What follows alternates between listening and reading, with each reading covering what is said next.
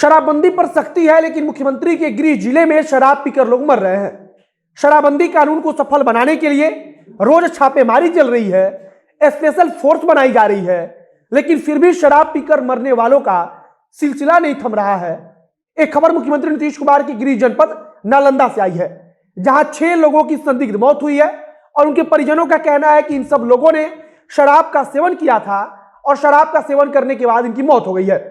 अब सोचिए कि राजधानी पटना से सटे नालंदा में, जो सिर्फ राजधानी पटना से करीब नहीं है, पटना से सटा नहीं है, बल्कि मुख्यमंत्री का गृह जिला है, वहां अगर लगातार सख्ती के बावजूद अवैध शराब का कारोबार चल रहा है, तो फिर बाकी के जगहों की हालत क्या होगी।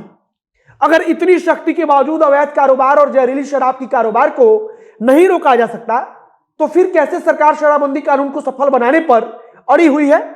लगातार मुख्य न्यायाधीश से लेकर हाई कोर्ट और सुप्रीम कोर्ट की तरफ से सरकार के शराबबंदी वाले मुद्दे पर एक प्रकार से सवालिया निशान लगाया जा रहा है, लेकिन फिर भी कोई तार्किक जवाब देने की बजाय बिहार सरकार समाज सुधार यात्रा और कानून को भुनाने में जुटी है। अब नमस्कार, मेरा नाम है मोहित कुमार सिंह और आप देख रहे हैं जनता जंक्शन। कोविड के दूसरी लहर में आरटीपीसीआर टेस्ट जो है सो लिए हो, लेने के बाद जो है सो 2 दिन के बाद रिजल्ट जो है सो इमीडिएट वो हमको एग्जाम कराए। रिजल्ट में हम पॉजिटिव पाए गए। पॉजिटिव रिजल्ट होने के बाद जो है तो सबसे बड़ी समस्या ये हुई कि अब हम इसका ट्रीटमेंट कहाँ से कराएं। ये सबसे परेशानी वाली बात यही हुई। उसके बाद हनुमान जी से हम इस पर कंसल्ट किए, बातचीत होने के बाद जो है तो उन्होंने हर एक तरह से सपोर्ट करना शुरू किया। हनुमान ऐप को डाउनलोड करें और इसका बेनिफिट आप उठाएं। जब नालंदा के एक इलाके में संदिग्ध मौतों की खबर आई, तब थानेदार साहब से लेकर डीएसपी साहब तक के हाथ पांव फूल गए, क्योंकि मुख्यमंत्री की तरफ से पहले ही आदेश दिया जा चुका है कि अगर किसी भी थाने क्षेत्र के अंदर शराब पाई जाएगी तो फिर उस थाने के थानेदार को कम से कम 10 वर्ष के लिए निलंबित किया जाएगा। और अब अगर सही तौर पर देखा जाए तो उस थाने क्षेत्र के थानेदार को निलंबित किया जाना चाहिए, और इसीलिए पुलिस प्रशासन सख्ते में है। केवल थानाध्यक्ष नहीं, बल्कि कई अन्य अधिकारी भी कार्रवाई के जद में आ सकते हैं, और यह बात भी डीएसपी साहब से लेकर थानेदार साहब तक को बखूबी मालूम है। जैसे ही संदिग्ध मौत की सूचना बाहर आनी शुरू हुई, वैसे ही मौके पर तमाम बड़े अधिकारी पहुंचने लगे। अधिकारियों की तरफ से पीड़ित के परिजनों से मुलाकात की गई और पूछा गया कि आखिरकार उन्हें ऐसा क्यों लगता है कि उन्होंने शराब का सेवन किया था और उसके बाद उनकी मौत हुई। जिसकी मौत हुई है, उनके परिजन बता रहे हैं कि गांव में ही शराब मिलती है और उसी शराब को उन्होंने पिया था।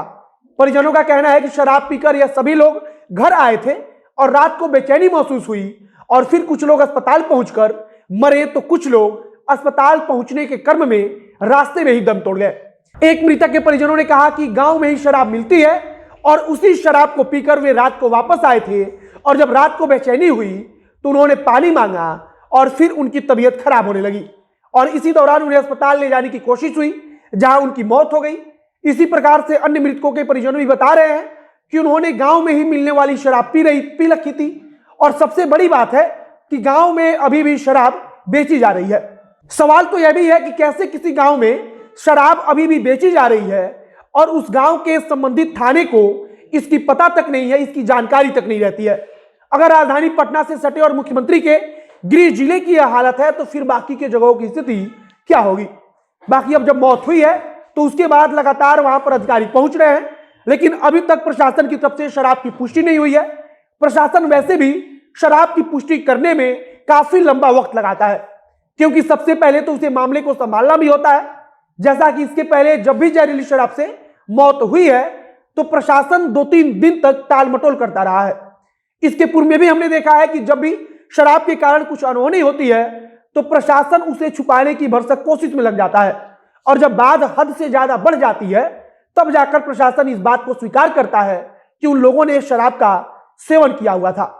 चाहे वह अभी हाल फिलहाल में हुए पश्चिमी चंपारण का मामला हो, या फिर गोपालगंज का मामला हो, या फिर पूर्व में हुए कोई मामला हो, प्रशासन लगातार इसे संदिग्ध मौत बताता है, और परिजन बताते हैं कि किस प्रकार से शराब का सेवन करने के बाद उनकी तबीयत बिगड़ी और फिर आगे यह सब कुछ होता चला गया। फिलहाल नालंदा में भी कुछ इसी प्रकार की स्थिति है। वहां के स्थानीय लोग बता रहे हैं कि गांव में ही शराब पिलाई जाती है, लेकिन प्रशासन अभी तक इस पर कुछ भी खुलकर बोलने से इनकार कर रहा है। प्रशासन जांच की बात कर रहा है, लेकिन पीड़ित के परिजन और गांव के लोग बता रहे हैं कि शराब का सेवन किया गया था और गांव में ही शराब का सेवन उन्होंने किया था, जिससे एक बात और साफ हो जाती है कि गांव में या तो शराब बनाई जाती है या फिर गांव में शराब लाकर लोगों को खरीदने के लिए मुहैया कराई जाती है।